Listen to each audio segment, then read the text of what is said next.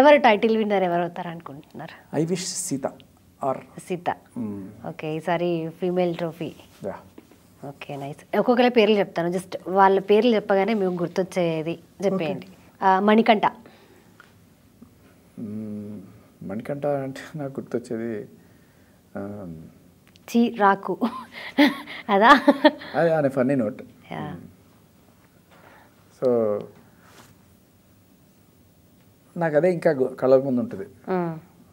వాళ్ళ అమ్మ నాన్న గురించి ఫ్లాష్ బ్యాక్ చెప్పడం. ఓకే. వాళ్ళు చనిపోతే నాకు 7 కాల్చడానికి కూడా లేకపోతే నేను ఊళ్ళో అడుక్కొని తెచ్చాను. ఇది ఎమోషనల్ డ్రామా. అది అడగకుండా అక్కడ ఎందుకు చెప్పాడు అనేది నాకు నచ్చలే. ఓకే. సింపతి కోసం ట్రై చేశాడని నాకు ఇప్పటికీ అదే అనిపిస్తుంది. అది ఫస్ట్ గుర్తొచ్చేది ఆ అబ్బాయి పేరు చెప్తే. Okay. Nabil. Nabil is gentlemen, మంచివాడు, మంచి వ్యక్తి, వింటాడు, మెరిట్ని బట్టి ప్రశంసిస్తాడు, బాగా ఆడతాడు కూడా. ఓకే. ఆదిత్య ఆయన గెలవడానికే వచ్చాడు, కానీ మనసులను గెలుచుకుంటే అంటే అంత స్పిరిట్ ఉందా? ఏదో కొన్ని వర్డ్స్ చెప్పారు నిన్న దండలు వేసినప్పుడు. ఓకే, ఏవో కొన్ని చెప్పారు, అంటే నిజంగా అంత వర్తా అని అనిపించింది నాకు. మాటలే బట్ ఆయనకి స్ట్రాంగ్గా నేను కప్పు కొట్టాలి, నేను డబ్బులు సంపాదించాలి అని ఏదో గట్టిగా ఉంది. నేను అదే ఆయనకి చెప్పాను, గెలవాల్సింది జనాల మనసు, తర్వాత ఆటోమేటిక్గా ఇదే గెలుస్తావు నువ్వు నన్ను ఊరికే పొడిచి నాకు సింపతి తెప్పించి నువ్వే బ్యాడ్ అవుతున్నావు అని చెప్పాను. ఓకే. ఓకే, మీరు ఆయన్ని బాగా నమ్మారు, బట్ ఆయనే మీకు బ్యాక్ స్టాప్ చేశాడు. బ్యాక్ స్టాప్ చేయడం వల్ల నాకు లాస్ ఏం లేదు. నాకు సింపతి క్రియేట్ చేసి ఓట్ బ్యాంక్ పెంచాడు ఆయన, అంతే. ఈ సింపతి మణికంఠలాగా నేను బయటికి అయ్యో నాకు అన్యాయం జరిగిపోయిందని చెప్పకుండా వీళ్ళ సింపతి క్రియేట్ చేస్తాను. నేను ఆ సింపతి గేమ్ ఆడకుండానే వీళ్ళే నాకు సింపతి తీసుకొచ్చారు అనిపించింది నాకు. మేబీ జనాలకి అనిపించిందో లేదో నాకు తెలీదు.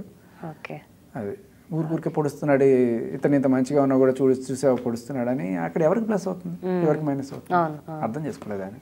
ఓకే. పృథ్వీ మంచివాడే పాపం, కాకపోతే గేమ్స్లో తొండాడి అయినా సరే అట్లా గెలుద్దాం, ఆర్గ్యుమెంట్స్లో కూడా ఎట్లాగైనా సరే పాయింట్ లేకపోయినా కూడా వాదించాలనుకుంటుంటాడు కొన్నిసార్లు. ఓకే. ఓకే. నిఖిల్ మంచివాడు. నేను ఇప్పటిదాకా చూసిన దాంట్లో ఒకవేళ నిఖిల్ గేమ్లో చేంజ్ చేసుకోవాలి అంటే మీరేం అడ్వైస్ ఇస్తారు చెప్పండి? కొంచెం నవ్వుతూ యాక్టివ్గా ఉంటే చాలు, ఇంకేమో దూరం పెట్టాల్సిన అవసరం లేదు. కోర్స్ అదే ఎట్లాగో జాగ్రత్తగా ఉండాలి తన విషయంలో. ఓకే. ఓకే. యష్మి మరి అంత గేమ్ గెలవడానికి అంత రూడ్గా ఉండాల్సిన అవసరం లేదు. మనుషుల్ని హర్ట్ చేసే విధంగా మన చేష్టలు ఉండక్కర్లేదు. అండ్ హర్ట్ ఫిజికల్గా కావచ్చు, గుండెలో కావచ్చు, 2 రకాలుగా ఆవిడ హర్ట్ చేస్తుంది. ఒకటి ఏంటంటే చెత్త తీసేసి ఇక్కడ పెట్టే, ఇప్పుడు తిను అయ్యో ఆ ప్లేట్ నేను తిని పడేసాను కడుగు, ఇది మెంటల్ హర్ట్.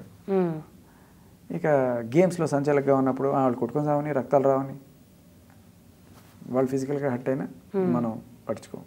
పాపం అమ్మాయి సీతకి గాయాలయ్యి ఇంజక్షన్ చేయించుకునే పరిస్థితి, 2-3 రోజులు పాపం తినలేకపోయింది. ఓకే.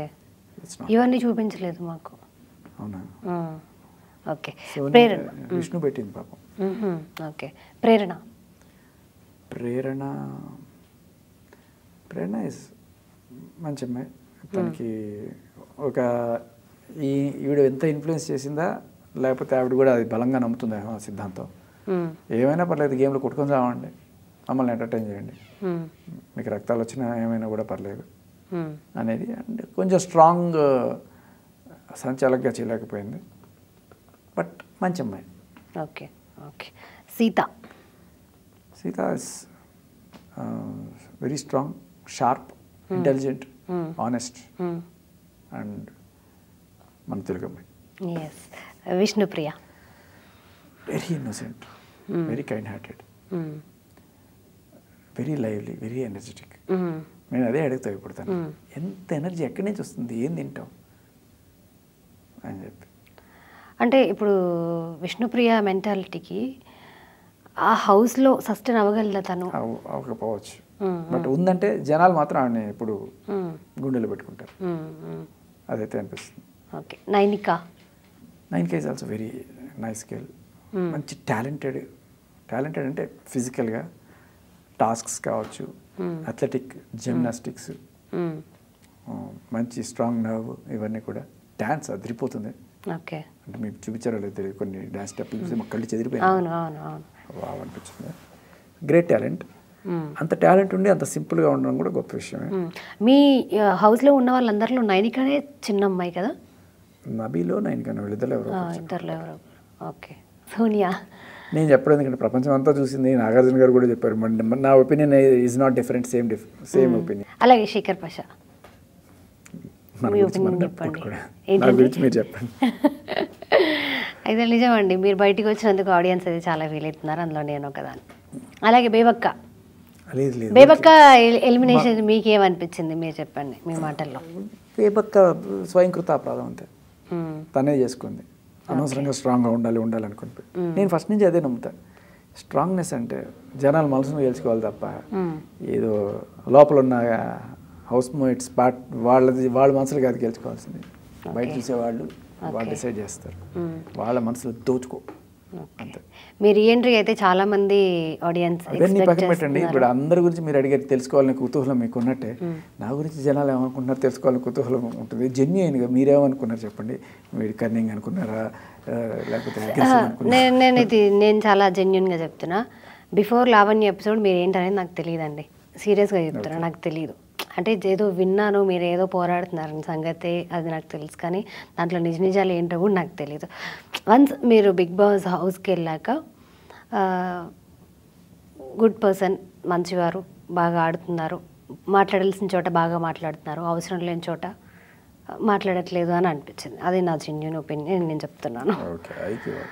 Yeah, so nice. మీ రీఎంట్రీ అయితే చాలామంది ఎక్స్పెక్ట్ చేస్తున్నారు. మీరు మళ్ళీ వెళ్ళాలని మేము కూడా కోరుకుంటున్నాం యాజ్ ఏ ఆడియన్స్గా. మీకు ఒకవేళ వస్తే వెళ్ళే ఆలోచన ఉందా మళ్ళీ? ఇంట్లో ఎట్లా గట్టిగా రాగానే ఎప్పుడు వచ్చావని ఎందుకు వచ్చావని అడగంటారు, ఎప్పుడు వచ్చావని అడగాలి కదరా. ఓకే, అలా ఉంది పరిస్థితి. నైస్. థ్యాంక్ యూ అండి, థ్యాంక్ యూ సో మచ్. నా కోసం ఉండి మళ్ళీ 20 minutes నాకు ఇంటర్వ్యూ ఇచ్చాను. Thank you so much.